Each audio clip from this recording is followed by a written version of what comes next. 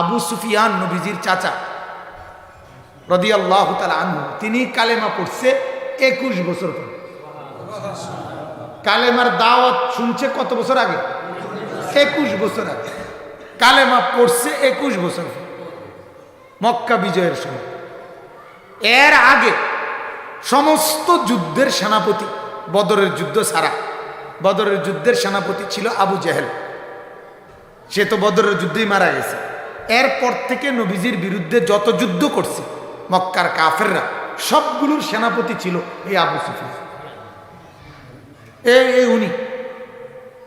কিন্তু আল্লাহ নবী সাল্লাল্লাহু আলাইহি সাল্লাম, হাদিস আছে, আমি এটা পড়ছিলাম শুরুতে, নবীজি বহুদিন ওনাকে বলছে, ইয়া আবা সুফিয়ান, চাচা আমি এসেছি, জিতুকুম বিকারামাতিদ দুনিয়া ওয়াল আখিরা, আমি আপনাদের দুনিয়ার সম্মান এবং আখিরাতের সম্মান উভয়টা একত্রে নিয়ে আসছি।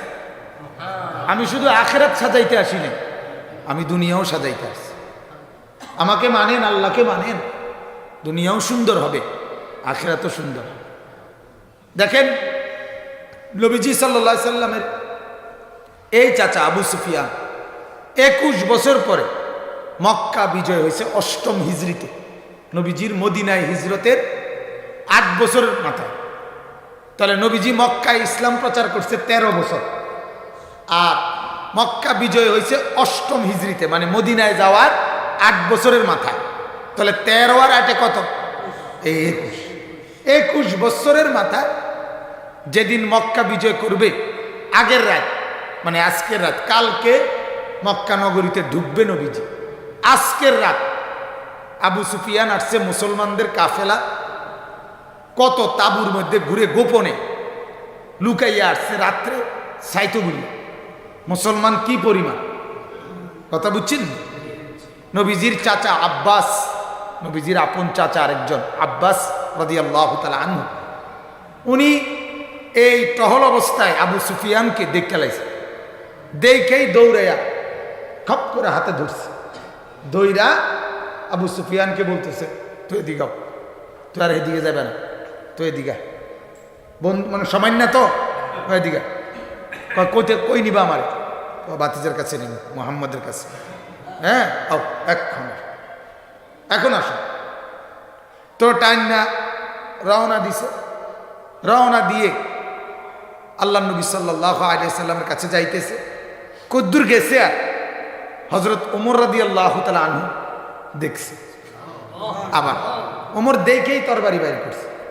তরবারি বাইর করার সাথে সাথেই নবীজির চাচা আব্বাস, উনি সাথে সাথে চিৎকার দিয়ে বলছে, ওমর আমি তাকে নিরাপত্তা দিছি, আমি তাকে আমান দিছি, তুমি কি করো না, তরবারি চালাইও না।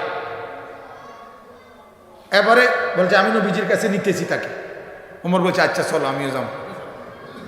ওমরের মনে মনে টার্গেট ছিল, হাদিসে আছে যে ওমর একটু জোরে হাঁটতেছিলেন, যে আগে গিয়ে যদি কইতারে নবীজির থেকে যে ইয়া রাসূলুল্লাহ, যদি আবু সুফিয়ানকে পাই হত্যা করতাম না, মানে যদি এই কথাটা হুল হইতারে আগে, তাহলে হালাই দিই। তো হইয়া না, সাংঘাতিক না, ওনার তো মেজাজই ছিল এমন যে ফুতাইলাম। এই জন্য উনি একটু গতিতে হাঁটতেছিলেন। হযরতে আব্বাস এটা বুঝছে, হযরতে আব্বাসও যাইতেছে। মজার বিষয় হলো আল্লাহরই হিকমত। তো যখন এই মনে করেন এই দরজার কাছে আব্বাসও আইছে, ওমরও আছে, আবু সুফিয়ানও আছে, এদুর আইছে, নবীজি এখানে বসা, ধরেন না। তো এখানে আইতে আইতে ওমর তো মনে করছে কাছে গিয়া বলবো, ওই আব্বাস নবীজির চাচা ওইখানে থাকতেই কৌশলে উনি ওইখানে থাকতে জোর আওয়াজ দিয়ে বলছে, ইয়া রাসূলুল্লাহ আমি আবু সুফিয়ানকে নিরাপত্তা দিছি। এটা কারণে ওমর কি আটকায় গেছে। ওমর তার কি কইব, হেতে আগে কইয়া লাইছে। উনি আর ওই কাছে আইনের কি করে নাই, অপেক্ষাটা করে না, ওইখান থেকেই বলে ফেলছে। আচ্ছা ওমর তো পারলো না, আব্বাস নবীজির কাছে আবু সুফিয়ানকে নিয়ে আসছে। নিয়ে আসার পরে বসাইছে। এই তখন কিতাবে আছে রাসূলুল্লাহ সাল্লাল্লাহু আলাইহি সাল্লাম চাচা আবু সুফিয়ানকে একটা কথা শুনে আল্লাহ নবী ওনার চেহারার দিকে তাকাইয়া বলছে, চাচা আজও কি সময় হয় নাই?